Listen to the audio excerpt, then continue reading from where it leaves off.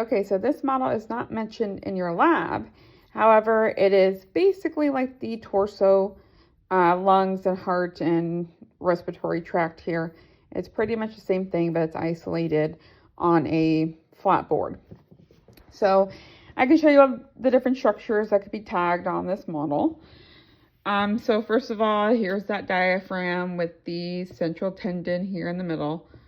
This would be the abdominal aorta piercing through the diaphragm. And then the right side is the larger lung with more tissue because the left side makes room for the heart here, which is left leaning. And so on this lung, the lobes are going to be the superior, middle, and inferior lobe of the right lung. And then on the left side, where there's less tissue because we're making room for the heart, it's going to be just the superior and inferior lobes. Now, this little structure here, this little carve out of the lung that is making room for the heart here, accommodating the heart, that is called the cardiac notch. And so we only have that on the left lung, on the left side. Okay, so now I have removed the anterior surface of each lung here. I removed the heart. Obviously, we won't be going over that because we're past that chapter and you have another video on that. But we are going to take a look at the bronchi here. So here's the trachea, which I'll go back up to describe in a little while. But once the trachea splits here into our primary bronchi, that point of bifurcation there at A would be considered the carina.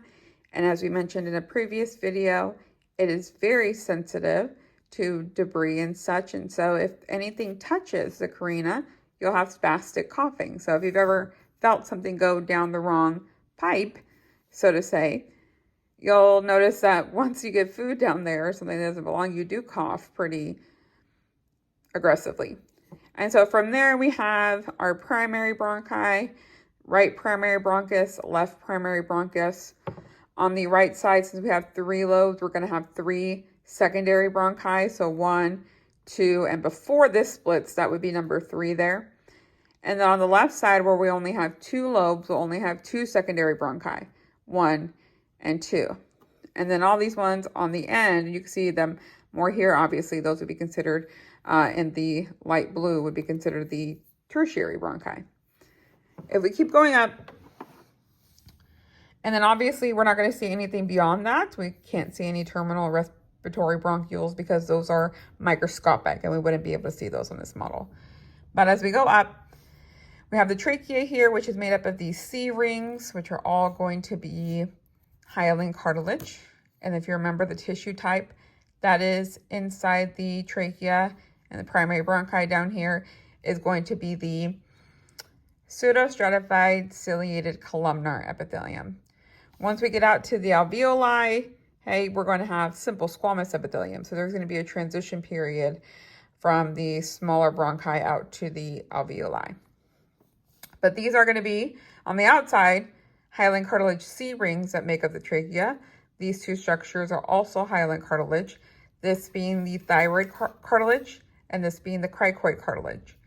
The thyroid cartilage does come to a point at the front. This is called the laryngeal prominence, more commonly known as the Adam's apple, but you should call it the laryngeal prominence on an exam. And both females and males have a laryngeal prominence. It's just more pronounced in males because of the amount of testosterone they secrete. So thyroid gland here, you should already know that. And then the only other structures you're going to be able to see are going to be on the inside. So I'm going to turn this up so you can see.